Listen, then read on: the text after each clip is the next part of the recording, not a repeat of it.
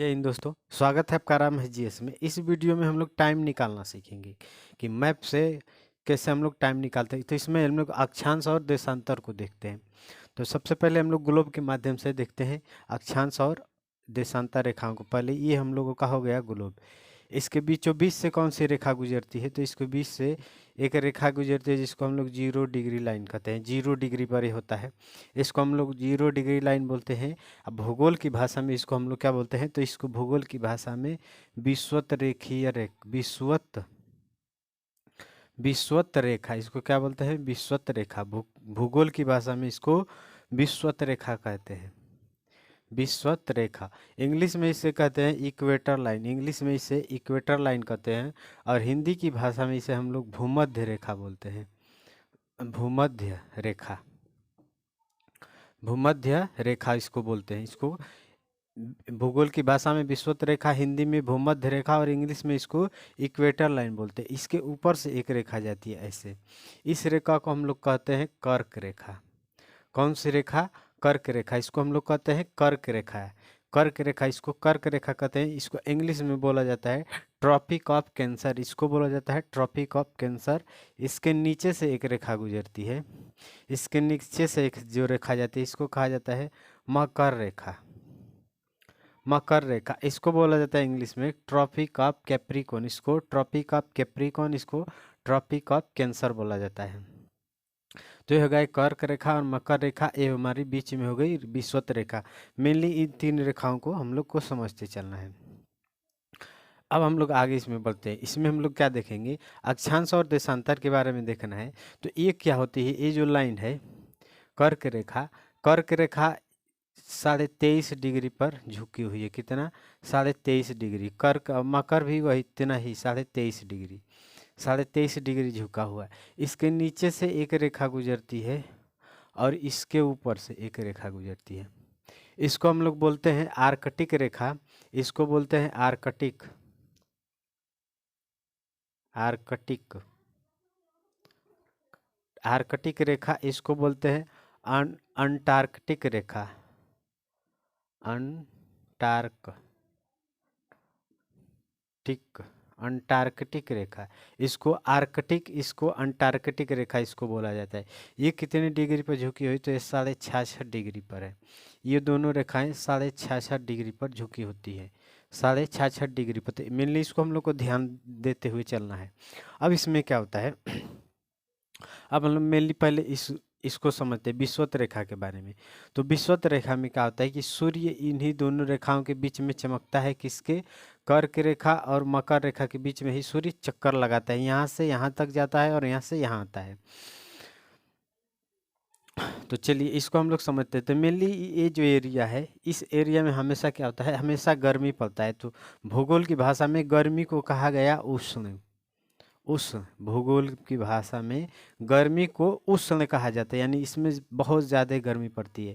मकर रेखा और कर्क रेखा के बीच में हमेशा ज़्यादा गर्मी पड़ती है। सबसे ज़्यादा गर्मी इस विषुवत रेखा पर पड़ती है, क्योंकि विषुवत रेखा पर सूर्य 2 बार चमकता है। तो विश्व इस पर क्या पड़ता है? गर्मी ज़्यादा पड़ती है। अब किन दो रेखाओं के बीच में पड़ती है? तो कर्क और मकर रेखा।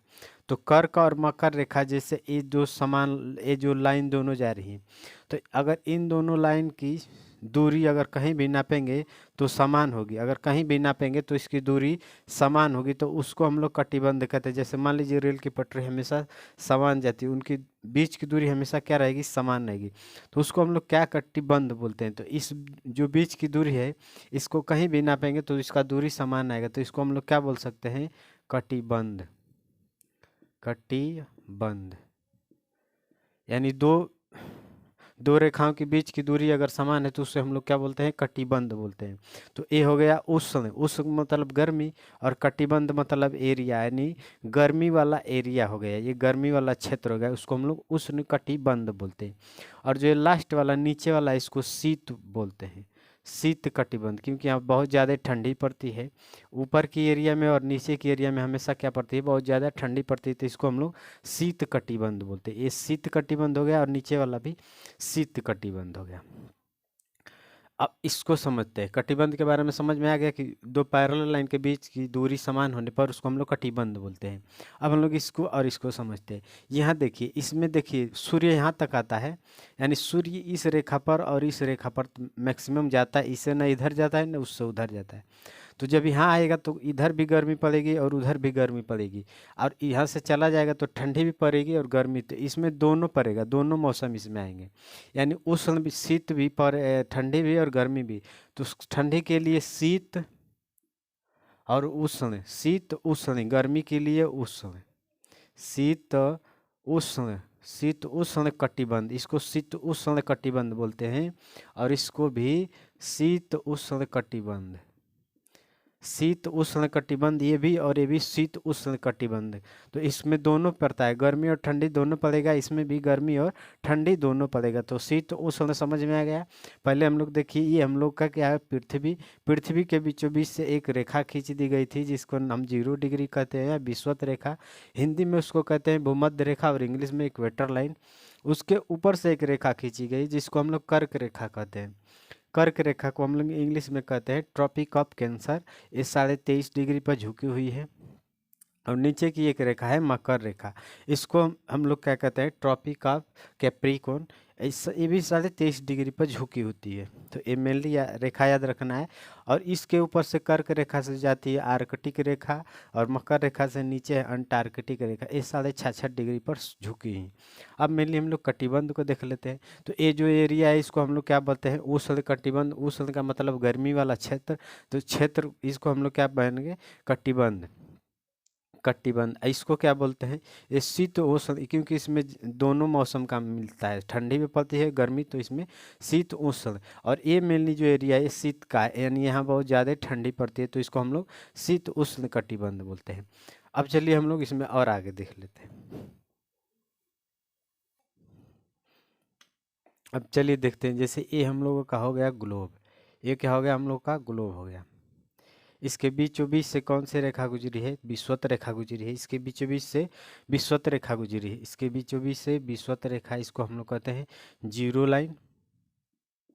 अब देखिए मेनली इसमें एक नीचे का ये एरिया जो है, इसके नीचे का एरिया और इसके ऊपर का एरिया, इसमें दो भाग बना दिया गया है, दो भाग, ऐसे और ऐसे। इसको हम 1 नंबर बोलते हैं, इसको 2 नंबर, इसको 1 नंबर और इसको 2 नंबर। इसमें से क्वेश्चन पूछता है, क्वेश्चन क्या पूछता है, इसको हम लोग 1 नंबर को बोलते हैं टुंड्रा, टुंड्रा, और 2 नंबर को बोलता जाता है टैगा, टैगा। पूछता है, क्वेश्चन में पूछता है कि ठंडी किस एरिया में ज़्यादा पड़ती है, टुंड्रा में पड़ती है या टैगा में। तो सबसे ज़्यादा ठंडी कहाँ पड़ेगी, जो सबसे पॉइंट ऊपर होगा, यानी यहाँ सूर्य है तो यहाँ से सबसे ऊपर कौन है, 1 नंबर, तो सबसे ज़्यादा ठंडी पड़ेगी 1 नंबर यानी टुंड्रा में, और उससे कम थोड़ा पड़ेगा ठंडी टैगा में। तो ये मेनली दूसरा नंबर क्या है, टैगा है, और फर्स्ट वाला जो है इसको हम टैगा बोलते हैं। इस एरिया में, और ऊपर का एरिया है और जो नीचे का, इसमें हर चीज़ में कमी आती है, जैसे पेड़ पौधों की कमी आएगी, और क्या, जीव जंतुओं की भी इसमें कमी आएगी। तो मेनली ये देख लिए। अब हम लोग इसमें समझते हैं अक्षांश के बारे में। अक्षांश ऐसी कुछ रेखाएं खींच दी गई है जिसको हम लोग क्या बोलते हैं, अक्षांश बोलते हैं। ऐसी रेखाएं खींची दी गई है जिसको हम लोग क्या बोलते हैं, अक्षांश बोलते हैं। अक्षांश, इसको अक्षांश बोला जाता है, इन रेखाओं को अक्षांश बोला जाता है, अक्षांश। इन रेखाओं को हम लोग क्या कहते हैं, अक्षांश कहते हैं। और इनकी दूरी जो होती है, इनकी दूरी हमेशा समान होती है। इनकी दो अक्षांश रेखाओं के बीच की दूरी समान होती है, तो यानी इसको हम लोग कहते हैं समानांतर रेखा, समानांतर रेखा, इसको हम लोग समानांतर रेखा कहते हैं। इनका कहीं भी दूरी नापेंगे तो यहाँ भी सेम आएगी, यहाँ भी सेम आएगी, तो इसको दूरी की सेम होने की वजह से इसको हम लोग कौन सी रेखा बोलते हैं, समानांतर रेखा। और इनकी दूरी अगर सेम है तो इसको हम लोग बोलते हैं जोन, इंग्लिश में इसको जोन बोल लेते हैं, और हिंदी में इसको हम लोग अक्षांश बोलते हैं। तो मेरे लिए समझ में आ गया, ये हो गया हम लोग अक्षांश। इससे किसका पता लगाया जाता है, तो अक्षांशों से किसका पता लगाया जाता है, तो इसमें हम लोग मौसम का पता लगाते हैं, और दूरी का पता लगाते हैं, और जलवायु का पता हम लोग इससे लगाते हैं, इन कटिबंधों से। इसको हम लोग दो दो अक्षांशों के बीच की दूरी को कटिबंध बोलते हैं या जोन बोलते हैं, कटिबंध, कटिबंध बोलते हैं या जोन बोलते हैं। और इसको एक रेखा ये जो खींची गई इसको हम लोग अक्षांश बोलते हैं और इस समांतर रेखा भी बोलते हैं। अब हम लोग देखते हैं इसमें, अब क्या देखते हैं इसमें, देखते हैं देशांतर रेखाओं को। तो देशांतर रेखाओं क्या होती है? देशांतर रेखा एक पॉइंट से निकलकर और दूसरे पॉइंट पर जाकर मिलती है। देशांतर रेखा एक पॉइंट से निकलती है, दूसरे पॉइंट पर मिलती है। ये जो रेखा खींची गई है इसको बीचों बीच, इसको हम लोग जीरो लाइन बोलते हैं। Zero line, zero line. देशांतर रेखा इस रेखा से आकर और इस रेखा पर मिलती, ऐसे इस रेखा से आकर ऐसे मिल जाती है, इसको हम लोग कहते हैं देशांतर रेखा।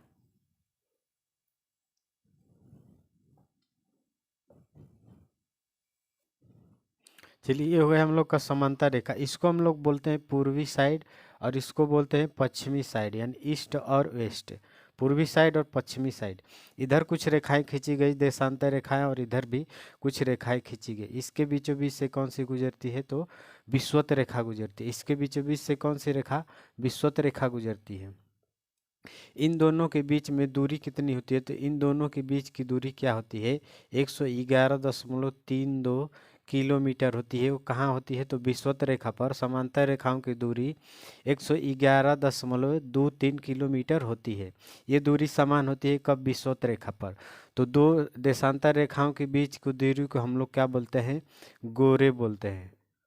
दो देशांतर विषुवत रेखा पर दो देशांतर की दूरी को हम लोग क्या बोलते हैं? गोरे बोलते हैं। इसको हम लोग गोरे बोलते हैं। इससे किसका पता लगाया जाता है? तो समय का पता लगाया जाता है। समय और डेट का पता इससे लगाया जाता है। देशांतर रेखाओं से समय और डेट का पता लगाए तो इसको गोरे बोलते हैं।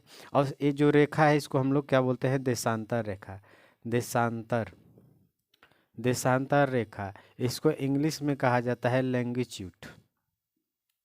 लैंगिट्यूड, लैंगिट्यूड, इसको इंग्लिश में बोलते हैं लैंगिट्यूड। और जो अक्षांश होते हैं उसको हम लोग बोलते हैं, उसको हम लोग बोलते हैं लेटीट्यूड, यानी लेटीट्यूड, लेटीट्यूड, लेटीट्यूड या अक्षांश बोलते हैं। और देशांतर को लॉन्गिट्यूड, लॉन्गिट्यूड, और इस रेखा को अक्षांश को हम लोग लेटीट्यूड बोलते हैं।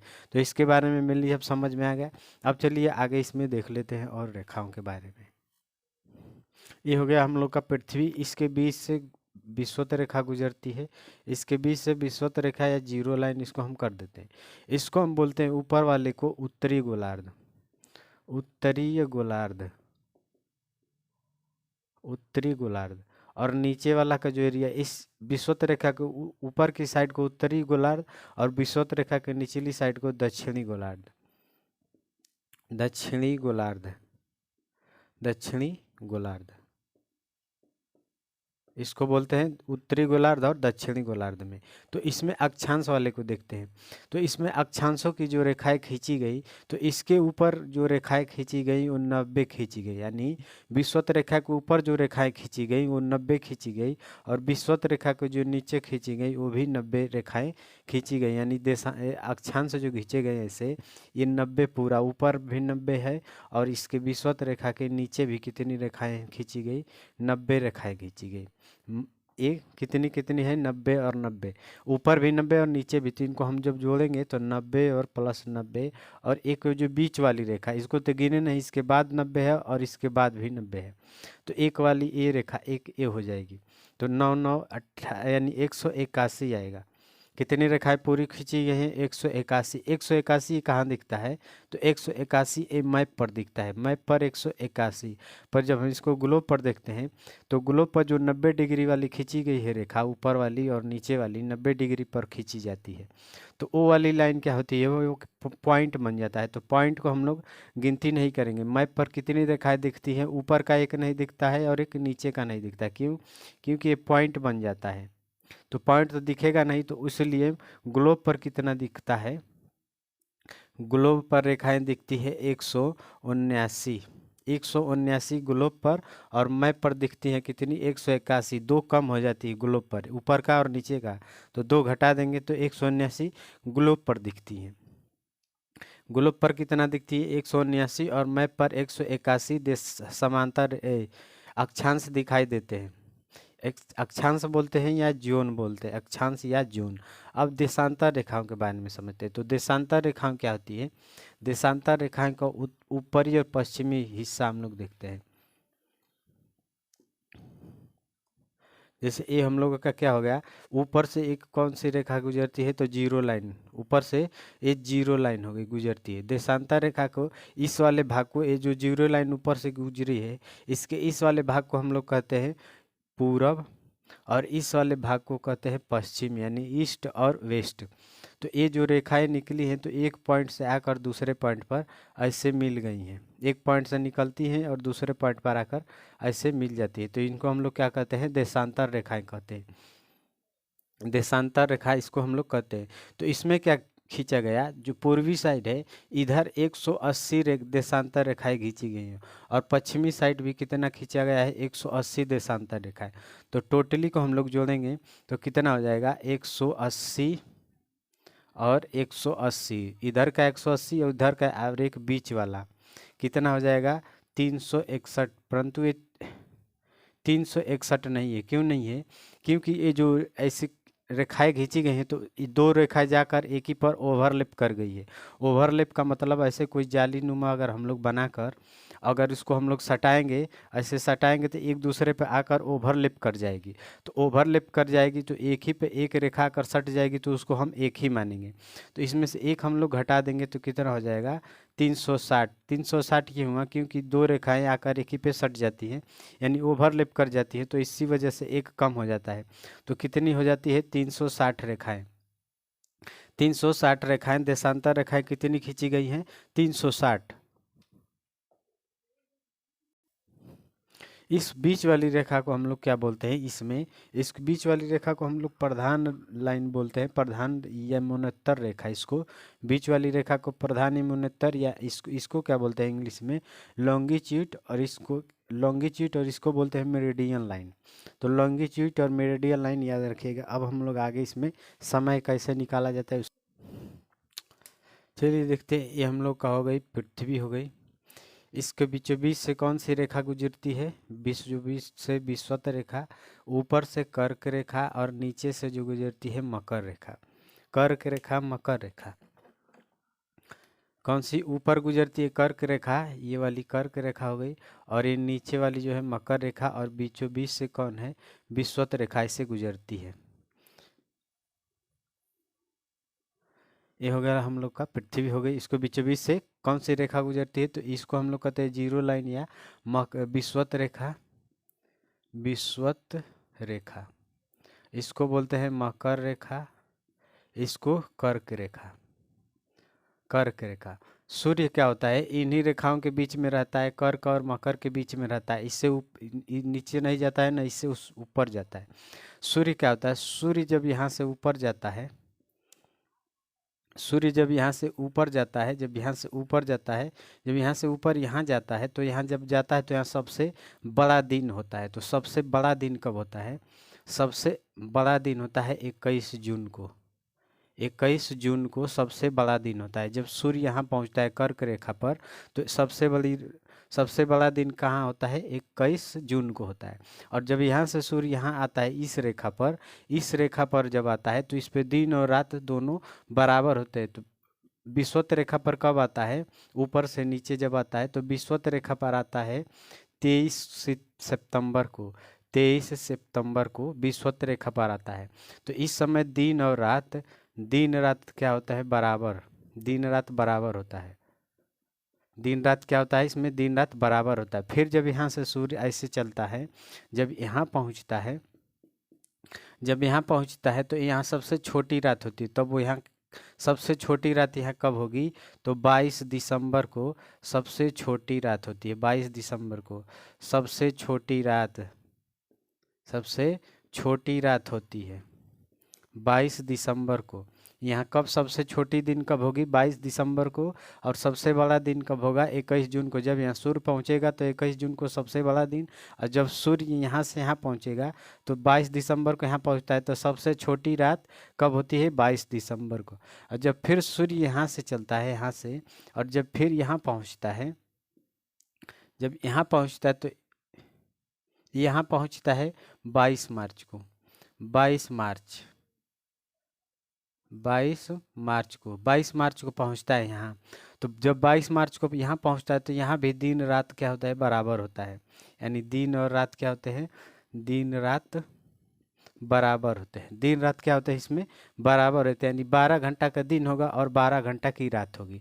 यहाँ भी कितना होगा, 12 घंटा का दिन और 12 घंटा की रात। देखिए जब यहाँ से सूर्य चलता है, यहाँ से जब सूर्य चलता है तो कब पहुँचता है विषुवत रेखा पर, 23 सितंबर को पहुँचता है। तो यहाँ दिन रात क्या होता है, बराबर। फिर जब यहाँ से चलता है, जब मकर रेखा पर पहुँचता है तो कब पहुँचता है, तो 22 दिसंबर को पहुँचता है। तो उस समय सबसे छोटी रात होती है 22 दिसंबर को, सबसे छोटी रात होती है, सबसे छोटा दिन होता है 22 दिसंबर को, सबसे छोटा दिन 22 दिसंबर, सबसे छोटा दिन 22 दिसंबर और बड़ा दिन, सबसे छोटा दिन 22 दिसंबर और सबसे बड़ा दिन कब होता है, 21 जून को, जब यहाँ सूर्य पहुँचता है। जब सूर्य यहाँ आता है तो यहाँ दिन छोटा होने लगता है। देखिए जब यहाँ से सूर्य चलेगा तो क्या होगा, घटते जाएगा, दिनों की संख्या, दिनों में घटते घटते क्या हो जाएगा, पूरा घट जाएगा। तो यहाँ से क्या हो जाएगा, दिन छोटा होता चला जाएगा। जब यहाँ से सूर्य ऐसे आएगा तो दिन क्या होते चला जाएगा, छोटा। और जब यहाँ से चलता है तो दिन बड़ा होना स्टार्ट होता है। और जब यहाँ पहुँचता है 21 जून को तो दिन बड़ा हो जाता है। तो मेनली समझ गए, विषुवत रेखा पर कब पहुँचता है, उधर से चलने पर 23 सितंबर को, और जब इधर से चलता है तो 22 मार्च को पहुँचता है। और यहाँ से यहाँ कब आता है, यहाँ से 21 जून से चलता है तो यहाँ कब पहुँचता है, 22 दिसंबर को पहुँचता है। तो ये दिन और रात का कंसेप्ट याद रखिएगा। यहाँ से कब चलता है, 21 जून को चलता है तो विषुवत रेखा पर 23 सितंबर को पहुंचता है। तो उस समय दिन और रात बराबर होती है, यानी 12 घंटा का दिन और 12 घंटा का रात होती है। फिर वहां से जब चलता है तो मकर रेखा पर पहुंचता है 22 दिसंबर को, तो उस समय सबसे छोटा दिन होता है। 22 दिसंबर को सबसे छोटा दिन यहाँ होता है, सबसे छोटा दिन यहाँ होता है। और जब यहाँ से फिर जब चलता है तो पहुँचता है कब, 22 मार्च को, 22 मार्च को विषुवत रेखा पर पहुँचता है। विषुवत रेखा पहुँचता है तो उस समय दिन रात 12 घंटा का होता है, 12 घंटा का दिन और 12 घंटा का रात। जब फिर यहाँ से चलता है तो यहाँ से दिन बड़ा होना स्टार्ट हो जाता है, यहाँ से दिन बड़ा होना स्टार्ट हो जाता है। जब यहाँ पहुँचता है तो सबसे बड़ा दिन हो जाता है 21 जून को। दिन और रात समझ में आ गया। अब हम लोग चलते हैं आगे। चलिए अब हम लोग देखते हैं आगे। इसमें ये क्या हो गई, इसके बीचों बीच से कौन सी रेखा, विषुवत रेखा। इसमें कैसी ये घींची गई है, रेखाएं ये घींची गई, अक्षांश खींचे गए हैं, यानी अक्षांश ऐसे ही खींच दिए गए हैं, ऊपर भी और नीचे भी। इनकी संख्या कितनी थी, तो 181। और फिर इसमें देशांतर रेखाएं खींच दी गई, एक गई जीरो लाइन, एक गई जीरो लाइन। देशांतर क्या होता है, एक पॉइंट से जाकर दूसरे पॉइंट पर मिलता है, एक पॉइंट से दूसरे पॉइंट पर मिलता है, ऐसे एक पॉइंट से दूसरे पॉइंट पर मिलता है। तो जो इनके बीच की दूरी, ये जो गैप बन रहा है, ये बॉक्स बन रहा है, इसको हम लोग क्या कहते हैं, ये जो बॉक्स बन रहा है, ये सब में देखेंगे तो ये बॉक्स बन रहा है, ये बॉक्स बन रहा है। तो इन बॉक्सों को हम लोग क्या कहेंगे,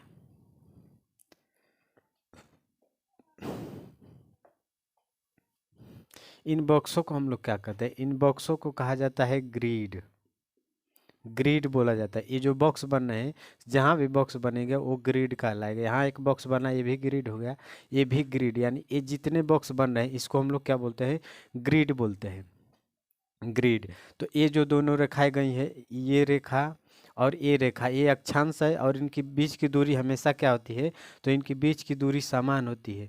तो समान दूरी है, तो समान दूरी जब रहती है उसको क्या बोलते हैं, कटिबंध बोलते हैं या जोन बोलते हैं। और जो दो दो देशांतरों के बीच की दूरी समान होने पर उसको हम लोग गोरे बोलते हैं, गोरे बोलते हैं। ये दूरी समान कब होती है, तो विषुवत रेखा पर 111.23 होता है। तो इसमें मेनली ग्रिड समझ में आ गया। अब हम लोग इसमें टाइम के बारे में चलिए अब हम लोग सीखते हैं। टाइम, ये हो गया हम लोग का पृथ्वी। इसमें क्या होता है, केंद्र से अगर पृथ्वी 1 डिग्री उठती है, पृथ्वी इस केंद्र पर 1 डिग्री उठती है, 1 डिग्री उठने पे सतह पर 111 किलोमीटर का दूरी, यानी ये बाहरी क्षेत्र में 111 किलोमीटर इसको चलना पड़ता है। 111 किलोमीटर। कितना? यहाँ 1 डिग्री उठने पर 111 किलोमीटर, यानी 1 डिग्री जब हम लोग यहाँ उठाएंगे तो उसको 111 किलोमीटर दूरी यहाँ तय करना पड़ेगा, यानी बाहरी क्षेत्र पर जिस पे हम लोग रहते हैं तो वहाँ कितना इसको चलना पड़ेगा? 111 किलोमीटर। 1 डिग्री उठने में इसको 111 किलोमीटर चलना पड़ता है। तो पृथ्वी 24 घंटे में कितना घूमती है? 24 घंटे में 360 डिग्री घूमती है। 24 घंटे में 360 डिग्री। अब इसको हम लोग घंटा में निकालेंगे तो 1 घंटा में कितना हो जाएगा? 1 घंटा में हो जाएगा, इसमें हम लोग 360 में 24 से भाग देंगे तो 1 घंटा में कितना घूमेगी पृथ्वी? 15 डिग्री। 1 घंटा में कितना? 15 डिग्री। अब हम घंटा में निकाल दिए, 24 घंटा में 360 डिग्री, तो 1 घंटा में 15 डिग्री। तो अब हम लोग मिनट में निकालते हैं, तो इसको मिनट में करेंगे तो ये कितना मिनट हो जाएगा? 60 मिनट। 60 मिनट बराबर 15 डिग्री। अब इसको काट देते हैं तो 15 कम 15, 15 चौको 60 है, यानी 4 मिनट में कितना डिग्री घूमेगी? 1 डिग्री। यानी पृथ्वी को 1 डिग्री घूमने में कितना समय में लग रहा है? 4 मिनट। और 4 मिनट में 111 किलोमीटर दूरी यहाँ बाहरी क्षेत्र पर यहाँ कितना दूरी तय करना पड़ेगा उसको? 111 किलोमीटर दूरी तय करना पड़ेगा 1 डिग्री उठने में। तो इससे भी सवाल पूछता है। मेनली सवाल इसी समय निकालने के लिए हम लोग पूछा जाता है। तो इसको याद रखना है, इन तीनों को। 24 घंटा में 360 डिग्री, 1 घंटा में 15 डिग्री और 4 मिनट में जो है 1 डिग्री उठती है, यानी उसको 1 डिग्री घूमने में 4 मिनट का समय लग जाता है। सोचिए पृथ्वी कितनी बड़ी है कि उसको मात्र 1 डिग्री उठाने में यहाँ से यहाँ तक उसको दूरी कितना तय करना पड़ रहा है? 111 किलोमीटर, जो सतह पर दूरी करती है 111 किलोमीटर। अब मेनली हम लोग समझते हैं समय के बारे में। समय कैसे इससे हम लोग निकालेंगे मैप से, तो चलिए देखते हैं। इसके बीचों बीच से कौन सी रेखा खींची गई है? Zero line. इसको बोलते हैं पूर्वी साइड और इसको बोलते हैं पश्चिमी साइड। ये 0 डिग्री लाइन है। यहाँ से देशांतर रेखाएं निकलती हैं और जाकर दूसरे पॉइंट पर मिल जाती है। एक पॉइंट से निकलकर ऐसे दूसरे पॉइंट पर मिल जाती है। तो पहले मेनली हम लोग पूर्वी साइड का देखते हैं। पूर्वी साइड में ऐसे 2 रेखाएं, मान लीजिए ऐसे अक्षांश देशांतर रेखाएं खींची गई हैं। ये कोई पॉइंट, इसको मान लीजिए ये 30 डिग्री है, ये 30 डिग्री पर रेखा है, और ये जो है 45 डिग्री पर, कितना? 45 डिग्री पर रेखा है। जब भी सूर्य निकलता है तो पूर्वी साइड से निकलता है। तो मान लीजिए यहाँ से सूर्य निकला तो सबसे पूरब में कौन सा देश आता है? तो सबसे पूरब में जापान आता है। जापान। सबसे पूरब में कौन सा देश आता है? तो सबसे पूरब में जापान देश आता है। तो उगते सूरज का देश हम लोग कहते हैं जापान को, और डूबते सूरज का देश कहते हैं हम लोग ब्रिटेन को। तो उगते सूरज का देश जापान, डूबते सूरज का देश ब्रिटेन। तो सूर्य जब यहाँ से निकलता है तो सबसे पहले दिन कहाँ होगा? तो 45 डिग्री है वहाँ होगा, यानी यहाँ होगा। सबसे पहले सूरज की किरणें कहाँ पड़ेगी? तो इस रेखा की ओर पड़ेगी, यानी 45 डिग्री पर। उसके बाद यहाँ पड़ेगा। तो इसमें क्या होगा? जिसका मान सबसे पूरब में, जो सबसे पूरब में वहाँ धूप सबसे पहले निकलेगी, और जो बाद में है उसके यहाँ सबसे बाद में सूर्य का प्रकाश निकलेगा। तो यहाँ क्या होगा? सबसे पहले दिन कहाँ होगा? 45 डिग्री का है, यहाँ होगा। उसके बाद यहाँ होगा। अब मेनली जो सबसे पूरब में है, धूप वहाँ सबसे पहले आएगी, जो बाद में है वहाँ बाद में आएगी। तो जिसका मान ज़्यादा वहाँ दिन पहले निकलेगा, और जिसका मान पीछे, जो मान पीछे दिया गया है, यानी जिसका मान कम, वो वहाँ धूप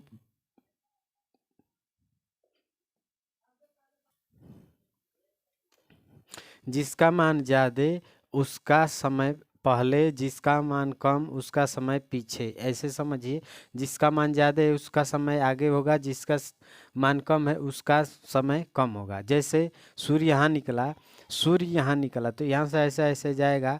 तो अगर यहाँ 2 बजा है तो यहाँ कितना बजेगा? इससे कम रहेगा। ये ज़्यादा है तो इससे यहाँ 1 बजेगा। अगर यहाँ 1 बजा है तो यहाँ 2 बजेगा, क्योंकि इसका समय आगे रहेगा। सूर्य सबसे पहले इधर ही निकलेगा। तो यहाँ 1 बजा है तो यहाँ क्या? 2 बजेगा। अगर यहाँ 4 बजा है तो यहाँ क्या बजेगा? 5 बजेगा। यहाँ 5 बजेगा, क्योंकि इसका समय आगे रखना है और इन दोनों के बीच में गैप कितने का होगा उसको देखेंगे। पहले बीच को समझिए। तो जिसका मान ज़्यादा है उस वो पहले, और जिसका मान कम है वो पाछे, ये आगे होगा और ये पाछे। इनके बीच का अंतर कितना आएगा, तो इनके बीच का अंतर हम लोग निकालेंगे, तो अंतर निकालेंगे तो अंतर 1 घंटा का आएगा, 1 घंटा का अंतर आएगा। मान लीजिए अगर यहाँ 8 बजा तो यहाँ कितना बजेगा, इससे बढ़ा कर लिखेंगे तो 9। यहाँ 8 बजेगा, यहाँ 9, क्योंकि इनके बीच का 1 घंटा का अंतर है। इसी तरह मान लीजिए अगर यहाँ 12 बज गया तो अब यहाँ क्या बजेगा, 1 बजेगा। इसी तरह सूर्य ऐसे बढ़ते हुए जाता है तो घंटा क्या होता है, दिन घंटा जो है बढ़ते जाता है। यहाँ गया तो 1 घंटे का अंतर हो जाएगा। अगर यहाँ आएगा तो 2 घंटे का अंतर, तो ऐसे ही घंटा बढ़ते जाता है। तो अब हम लोग इसको मेनली समझते हैं। तो इसमें क्या होता है, जब हम लोग समय निकालते हैं तो समय के लिए इसमें समय में अंतराल, समय में अंतराल, अंतराल बराबर देशांतर में अंतर, देशांतर में अंतर, देशांतर में अंतर बटा में 15। 15 क्यों कि 15 डिग्री पर घूमता है, तो 15 डिग्री पर रेखाएं खींची गई, इसलिए हम लोग 15 लेते हैं। तो 2 देशांतर रेखाएं, एक ए है और एक ए है। पहला कितना है, 45 डिग्री, तो 45 डिग्री में से -30 डिग्री घटा देंगे और बटा में 15 घटेगा, तो 15 बटा 15। इसको काटेंगे तो कितना घंटा आएगा, तो 1 घंटा। तो इसके बीच की दूरी में कितने घंटे का अंतर आ रहा है, 1 घंटे का। अगर यहाँ 10 बजा है तो यहाँ कितना बजेगा, 11, क्योंकि इससे 1 अंक ज़्यादा रहेगा, इसीलिए घटाए हैं। इसमें से हम लोग जब भी पूरब साइड देगा, पूरब साइड का मान निकालने के दे देगा, तो हम लोग क्या करेंगे, एक ही साइड का अगर दे दिया, मान ली पूर्वी साइड का दे दिया, तो हम लोग दोनों को घटा कर निकालेंगे। 45 में से 30 घटा देंगे, 15 आएगा। 15 में 15 से भाग देंगे तो 1 घंटा का अंतर आ जाएगा। इसमें 1 घंटा का अंतर आ, मान लीजिए अगर यहाँ 9 बज जाएगा तो यहाँ कितना बजेगा, 10, तो 1 घंटे का अंतर आ रहा है। अब हम लोग और आगे इसमें देखते हैं। अब इस पर क्वेश्चन बनाते हैं।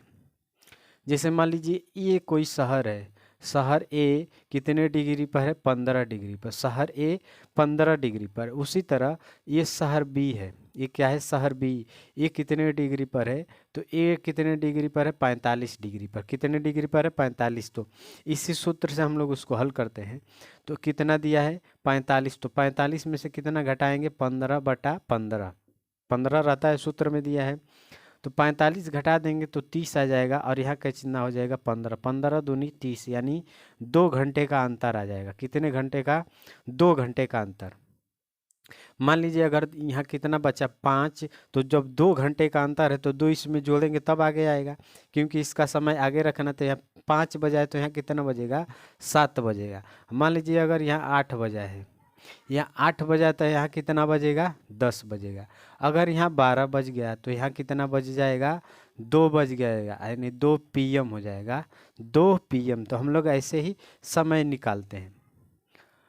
अगर मान लीजिए ये कोई शहर है, ये कोई शहर है कितने डिग्री पर, मान लीजिए ये 30 डिग्री पर है, और यहाँ कोई बी शहर है, बी शहर है, ये कितने डिग्री पर है, मान लीजिए 135 डिग्री पर है, 135 डिग्री पर है, और ये 30 डिग्री पर है। तो इसको हम लोग मान को कैसे निकालेंगे, क्या करेंगे, घटाएंगे, क्योंकि पूर्वी साइड, इस रेखा के अगर पूर्वी साइड है दोनों मान, तो हम लोग घटा कर निकालेंगे। तो 135 में से हम लोग क्या करते हैं, 30 घटा देते हैं, तो घटाएंगे तो बटा में 15 रहता है। इसमें से अगर हम लोग घटा देंगे तो 105 बचेगा। 105 को 15 से काटेंगे तो 15 सत्ते होता है 105, यानी 7 घंटे का अंतर आ जाएगा। कितने घंटे का, 7 घंटे का अंतर आ जाएगा। अगर मान लीजिए यहाँ 5 बजा है, 5 बजा है तो 7 घंटा हम लोग जोड़ेंगे, तो 15, 5 में 7 जोड़ेंगे तो 7 और 5 कितना हो जाएगा, 12। अगर यहाँ शाम के 5 बजा है तो यहाँ दोपहर के अगर यहाँ 12 बज रहा है, अगर यहाँ समझिए 12 बज रहा है तो यहाँ सुबह का क्या हो रहा है, 5 बज रहा है। अगर यहाँ 12 बज रहा है तो यहाँ सुबह का 5 बजे, यानी यहाँ दोपहर हो गया है, तो यहाँ अभी क्या हो रहा है, सुबह हो रहा है। तो ये अंतर में आता है, क्योंकि इसका तो मान ज़्यादा है। तो अगर यहाँ 12 बजे रात हो रही है तो यहाँ शाम हो रहा है, यहाँ 12 बजे रात हो तो यहाँ शाम होगा। उसी तरह अगर मान लीजिए यहाँ 3 बज रहा है, अगर यहाँ 3 बजेगा तो 7 जोड़ेंगे तो 7 और 3 10, 7 और 3 10। यहाँ अगर सुबह के 10 बजे हैं तो यहाँ क्या बज रहा होगा, 3 बज रहा है। 3 बजे अभी यहाँ भोर होगा, 3 बजे यहाँ भोर होगा और यहाँ सुबह के 10 बज रहे हैं। तो इस तरह हम लोग समय निकालते हैं। अब मेनली इस साइड के हम लोग समझते हैं। इस साइड भी ये रेखाएं हैं देशांतर रेखाएं। देशांतर रेखा अगर दो मान दे दे, एक पूरब से दे दे और एक पश्चिम से, इधर का साइड पूरब, इधर का साइड पश्चिम, अगर दे दे कि ये कोई शहर बी है और ये कोई शहर ए है। ए कितने डिग्री पर है, 15 डिग्री पर, और ए है 30 डिग्री पर। तो जब हम इस साइड पूरब और पश्चिम दोनों साइड मिल जाता है तो इसको हम लोग जोड़ कर निकालते हैं। तो 30 और प्लस 15 बटा में 15, वही सूत्र सेम रहेगा, प्लस दोनों साइड का रहेगा तो हम लोग जोड़ेंगे तो कितना हो जाएगा 45। 45 में 15 से भाग देंगे, 3 घंटे का अंतर आएगा। कितने घंटे का, 3 घंटे का अंतर आया, तो 3 घंटे का अंतर आया। मान लीजिए अगर यहाँ 2 बज रहा है तो 3 घंटा जोड़ देंगे तो 3 और 2 5, यहाँ 5 बजेगा तो यहाँ कितना बजेगा, 2 बजेगा।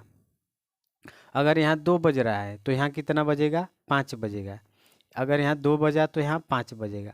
अगर मान लीजिए यहाँ 8 बज गया, अगर यहाँ 8 बजा तो इससे 3 घंटा जोड़ कर निकालना है तो 8 3 11, 8 3 11। अगर यहाँ दोपहर का 11, यहाँ अगर 11 बज रहा है दोपहर में तो यहाँ सुबह का क्या बज रहा है, 8 बज रहा है। यहाँ 11 तो यहाँ 8। वैसे ही मान लीजिए अगर यहाँ 10 बज रहा है, 10 बज रहा है तो 10 और 3 13, यानी 1 PM, यानी दोपहर का 1 बज रहा है। सुबह का 10 बज रहा है तो यहाँ दोपहर का 1 बजेगा। तो इस तरह से हम लोग क्या करेंगे, समय जोड़ कर निकालेंगे। फिर इसी पे क्वेश्चन और देख लेते हैं। अगर मान लीजिए यहाँ कोई और दूसरी रेखा किसी रेखा पर दे सकता है, ऐसे रेखाएं खींच देगा। ये रेखा मान लीजिए इस रेखा से और इस रेखा से मान लेते हैं, ये कोई रेखा ए है जिसका कितने डिग्री पर है, 45 डिग्री। और ये जो रेखा है ये कितने डिग्री पर है, इसका नाम बी दे देते हैं। कितने डिग्री पर है, 30 डिग्री। तो दोनों को जोड़ देंगे तो 45 और प्लस 30 जोड़ते, क्योंकि पूरब और पश्चिम दोनों साइड का दिया है, और बटा में 15 इसको जोड़ेंगे तो कितना आ जाएगा 75। 75 में 15 से भाग देंगे तो 15 पचे 75, 15 पचे 75। 5 घंटे का अंतर आ रहा है। कितने घंटे का, तो 5 घंटे का अंतर आ रहा है। समझिए मेनली अगर यहाँ कितना बच गया है 9, तो 9 और 5 कितना हो जाएगा 14। तो यहाँ कितना बजेगा 2 PM, यानी दोपहर हो जाएगा। यहाँ सुबह का 9 बजा तो यहाँ दोपहर का क्या बजेगा, 2 बजेगा। क्योंकि जब यहाँ से सूरज ऐसे ऐसे पहुँचेगा, जब इस रेखा पर पहुँचेगा तो इधर का समय तो पहले भगेगा ना, पहले भगेगा। ऐसे पहुँचते पहुँचते जाएगा, जब यहाँ पहुँचेगा 9, जब यहाँ पहुँचता है तो यहाँ 9 बजा तो यहाँ कितना बजेगा, 2 बजेगा। 2 बजेगा। 5 घंटे का अंतर आ रहा है। मेनली जो इसी से हम लोग निकालते हैं, जो डिग्री दिया रहता है इसी से हम लोग समय निकालते हैं। तो इन दोनों के बीच में 5 घंटे का अंतर आता है। अगर मेनली खाली पूछ दे इस साइड का, पूर्व पश्चिम साइड का निकालने के लिए बोल दे पश्चिम साइड का, तो पश्चिम साइड का हम लोग वैसे ही निकालेंगे। जैसे एक साइड का कोई भी दे दे तो हम लोग घटा कर निकालते हैं। जैसे मान लीजिए ए कोई शहर दे दिया, ए कोई शहर 15 डिग्री पर है और बी कोई शहर कितने डिग्री पर है, 45 डिग्री, 90 डिग्री मान लेते हैं, 90 डिग्री पर है। तो हम लोग क्या कर देंगे, दोनों को घटा देंगे। तो 90 में से -15 घटा देंगे और बटा में 15 घटाएंगे तो कितना आएगा, 75 आएगा। 75 में 15 से भाग देंगे तो 15 छक्का 15 पचे 75, 5 बार में कटेगा, यानी कितने घंटे का अंतर आ गया, 5 घंटे का अंतर आ गया। इनके बीच भी 5 घंटे का अंतर आया। अब देखिए इसमें 15 डिग्री आगे है, ये 15 डिग्री है, 90 डिग्री, तो इसका मान ज़्यादा होना चाहिए। पर इसमें ऐसा, इसके बाद जो रेखाएं खींची गई हैं इसमें देखा जाता है कि सबसे पूर्व में कौन है, तो सबसे पूर्व में 15 डिग्री है, इसीलिए इसका समय आगे रहेगा। ये 90 डिग्री बाद में है, इसके बाद में है, तो इसका समय पीछे रहेगा। तो इसका समय आगे और इसका समय पीछे। यहाँ क्या होता था, ये 30 डिग्री मान लीजिए और 45 डिग्री था, तो इसमें क्या होता है, जो सबसे पूरब में कौन था, तो 45 डिग्री था। कौन था, 45 डिग्री, तो इसका समय आगे होगा। उसके बाद है 30 डिग्री, इसका समय पीछे। उसी तरह इसमें भी क्या होता है, जो ये है पहले 15 डिग्री पश्चिम साइड वाला, तो इसका मान आगे रहेगा और इसका जो समय है इसका पीछे रहेगा, ये 90 डिग्री वाला। तो इसमें कितने का अंतर आ गया, 5 घंटे। अगर यहाँ मान लीजिए 7 बज गया तो 7 और 5 के यहाँ यहाँ कितना बजेगा, 12 बजेगा। अगर यहाँ सुबह का 7 बजा तो यहाँ दोपहर का क्या बजेगा, 12 बजेगा। उसी तरह अगर 1 बजेगा तो 1 और 5 हम लोग जोड़ देंगे, एक नहीं, मान लेते हम 10। यहाँ अगर 10 बजा तो 10 और 5 15, यहाँ 3 बजेगा, 3 PM यानी दोपहर का 3 बजेगा। यहाँ अगर सुबह का यहाँ 10 बजा तो यहाँ दोपहर को क्या बज जाएगा, 3। तो मेनली ऐसे ही क्वेश्चन पूछे जाते हैं। चलिए इसमें से हम लोग क्वेश्चन बना लेते हैं, जैसे किसी शहर से हम लोग क्वेश्चन लेकर और उसके बाद हम लोग बनाते हैं। चलिए इसमें हम लोग 4 क्वेश्चन बनाए हैं। जो पहला है सिंगापुर 105 डिग्री पूरब में है और इस्लामाबाद पाकिस्तान की राजधानी 75 डिग्री पूरब में, ये भी है। तो पहले इसको हल करते हैं। यहाँ से जो जो जीरो लाइन खींची गई है इसके इधर पूरब है, तो पहले कौन आएगा, तो पहले ए आएगा। मान लीजिए सिंगापुर को हम लोग एस से डिनोट करते हैं। ए कोई जगह है, ये सिंगापुर है, कितने डिग्री पर है, तो 105 डिग्री पर है। और फिर क्या कह रहा है कि इस्लामाबाद जो है 75 डिग्री पूरब है, तो 75 डिग्री जो पहले है उसको लिखेंगे। तो पहले कौन आएगा, सिंगापुर, उसके बाद पाकिस्तान। तो ये होगा पाकिस्तान का इस्लामाबाद, पाकिस्तान का इस्लामाबाद। इसको किसे, ई से डिनोट करते हैं। कितने पर है, 75 डिग्री पर, तो इसको हम लोग लिख देते हैं 75 डिग्री। अब लोग मेनली क्या बताए थे कि पहले में से दूसरा को घटाया जाता है, तो यानी समय में अंतराल निकालने से पहले, समय में अंतराल जब भी निकालेंगे तो समय में अंतराल अंतराल अंतराल समय में अंतराल बराबर देशांतर में अंतर, देशांतर में अंतर, देशांतर में अंतर बटा में 15। अब हम लोग निकालते हैं, तो बड़े में से छोटे को घटाया जाता है, जो सबसे पूर्व में होता है उसका मान, उसका समय पहले, जो बाद में उसका समय बाद में होता है। तो इसमें से 105 में से हम लोग कितना घटा देंगे, 75, क्योंकि दोनों पूर्वी साइड में, तो जब दोनों एक ही साइड में हो तो उसको हम लोग घटाते हैं, और बटा में 15। इसमें से हम लोग 75 घटाते हैं, तो 5 में से 5 घटा दीजिए, 0 आ जाएगा। और यहाँ से घटा देंगे 3 आएगा, 30 आ जाएगा। तो 30 को हम लोग 15 से काटेंगे तो कितना घंटे का अंतर होगा, इसमें से कितना घंटे का अंतर आएगा, 15 दूनी 30, यानी 2 घंटे का अंतर। अगर मान लीजिए यहाँ 2 बज गया, अगर यहाँ मान लीजिए दोपहर का 2 बजा है, तो 2 और जोड़ देंगे तो यहाँ कितना बजेगा, 4 बजेगा, क्योंकि 2 घंटे का अंतर है, तो 2 घंटा ये ज़्यादा पहले रहेगा, 2 घंटा ये आगे, ये 2 घंटा पीछे। इससे ये 2 घंटा सिंगापुर आ गया, सिंगापुर से 2 घंटा पाकिस्तान पीछे। तो मेनली ये क्वेश्चन हम लोग इससे बना लेंगे। कितने घंटे का अंतर इसमें आ गया, तो 2 घंटे का अंतर आ गया। अब आगे देखते हैं। अब अगला क्वेश्चन इसमें क्या दिया है, अगला क्वेश्चन दिया है रियाद 45 डिग्री पूरब में है। रियाद यानी रियाद उसकी राजधानी है, सऊदी अरब की राजधानी रियाद कितने डिग्री पूरब में है, तो पूरब में है कितना डिग्री, 45 डिग्री। 45 डिग्री पूरब यानी रियाद हो गया, ये शहर हो गया रियाद। कितने डिग्री पर है, 45 डिग्री पर पूरब में है। रियाद की राजधानी 45 डिग्री पूरब, तो हम लोग 45 डिग्री यहीं लिख देते हैं, 45 डिग्री पूरब। चलिए यहाँ लिख देते हैं, तो 45 डिग्री पूरब मान लेते हैं इसको। ये हो गई रियाद की राजधानी 45 डिग्री पूरब, 45 डिग्री पूरब हो गया। फिर कहता है ओटावा की राजधानी, अरे ओटावा शहर है 75 डिग्री पश्चिम में। ओटावा जो है, ओटावा कितने डिग्री पर है, तो ओटावा 75 डिग्री। तो हम लोग यहाँ ए मान लेते हैं, ए, ये कोई शहर ए ओटावा है। ओटावा जो है कनाडा की राजधानी है, तो कितने डिग्री पर है, 75 डिग्री पश्चिम में है। ये पूरब में लिख दिए, पश्चिम में। अब इनका हम लोग अंतर कैसे निकालेंगे, तो जब पूरब और पश्चिम दोनों दे दे तो जोड़ देते हैं, तो 75 और प्लस 45 और बटा में कितना हो जाएगा, 15। इसको जोड़ दीजिए, 5 5 10, 10 4 7 4 11, 1 12, 120। तो 15 वट्ठे 120, 15 वट्ठे 120, 8 घंटे का अंतर आएगा। कितने घंटे का, 8 घंटे का। मान लीजिए अगर यहाँ 4 बज गया, 4 बज गया, शाम के 4 बजा, तो 8 घंटा जोड़ देंगे, तो 8 इसमें जोड़ेंगे तो 8 और 4 12, यहाँ कितना दोपहर के क्या बजेगा, 12, यानी दोपहर PM हो जाएगा। यहाँ PM, यहाँ दोपहर के 12। अगर यहाँ सुबह का यहाँ 4 बजा तो यहाँ दोपहर का 12 बजेगा। अगर शाम का 4 बजेगा तो यहाँ रात का क्या बजेगा, 12 बजेगा। तो इस टाइम से इस तरह हम लोग इसमें समय निकालेंगे। ये भी समय समझ में निकाल दिए। अब अगला क्वेश्चन इसमें देखते हैं।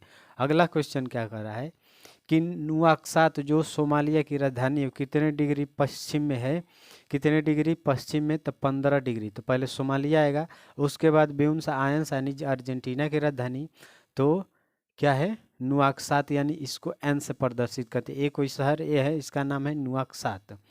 कितने डिग्री पर है, 15 डिग्री पर पश्चिम में है। 15 डिग्री पश्चिम में, तो 15 डिग्री पहले आएगा, उसके बाद ये आएगा 60 डिग्री। ब्यूनस आयर्स जो अर्जेंटीना की राजधानी है वो कितने डिग्री पर है, तो अर्जेंटीना की राजधानी ए से प्रदर्शित करते हैं। अर्जेंटीना 60 डिग्री कितना है, पश्चिम साइड में है। अब दोनों एक ही साइड में दिया है तो हम लोग क्या कर देंगे, इसके मान को घटा देंगे। तो 15, 60 में से 15 घटा देंगे और बटा में 15, तो कितना आ जाएगा 45। 45 को 15 से काट देंगे तो 3 घंटे का अंतर आया। 3 घंटे का अंतर आया। अगर मान लीजिए इस शहर पर इस यहाँ अगर 4 बज रहा है तो 3 घंटे का अंतर है, तो यहाँ कितना बजेगा, 7 बजेगा। मान लीजिए अगर शाम का 4 बज रहा है तो यहाँ रात का कितना बजेगा, 7 बजेगा। अगर यहाँ सुबह का मान लीजिए 8 बजा, अगर यहाँ सुबह का 8 बजेगा तो यहाँ दोपहर का 11 बजेगा। 8 3 11, 3 घंटे का अंतर। इस तरह हम लोग अंतर निकालते हैं। तो इन दोनों के बीच में कितने का अंतर होगा, 3 घंटे का अंतर होगा। तो इसका भी हम लोग निकाल दिए, 3 घंटे का अंतर आ गया। अब लास्ट में हम लोग देखते हैं जो ये क्वेश्चन है लास्ट वाला, इसमें क्या कह रहा है, मोगदिशु, ये मोरिटोनिया की राजधानी थी, नुआक्सात मोरिटोनिया की राजधानी लिखे थे। मोगदिशु जो सोमालिया की राजधानी है 45 डिग्री पूरब में, तो ये सोमालिया हो गया 45 डिग्री कितना, 45 डिग्री पूरब में। उसके बाद ब्राज़ील की राजधानी ब्राज़ीलिया जो है 45 डिग्री पश्चिम में, 45 डिग्री पश्चिम, तो यहाँ लिख देते हैं हम लोग क्या है, 20 से इसको डिनोट करते हैं। ब्राज़ीलिया कितना है, 45 डिग्री पश्चिम में। अब क्या करते हैं, इधर पूरब और इधर पश्चिम, तो दोनों को जोड़ कर निकालेंगे। तो 45 और प्लस 45 कितना हो जाएगा, 90, और 90 में 15 से भाग देंगे तो 15 छः का कितना हो जाएगा, 90, यानी 6 घंटे का अंतर आ जाएगा। कितने घंटे का, 6 घंटे का अंतर आएगा। अगर यहाँ 7 बज गया, अगर यहाँ मान लीजिए सुबह का 7 बजेगा तो यहाँ 7 6 13, यानी दोपहर का यहाँ 1 बजेगा PM। यहाँ दोपहर का 1 बजेगा। अगर सुबह का 7 बजा तो यहाँ दोपहर का 1 बजेगा।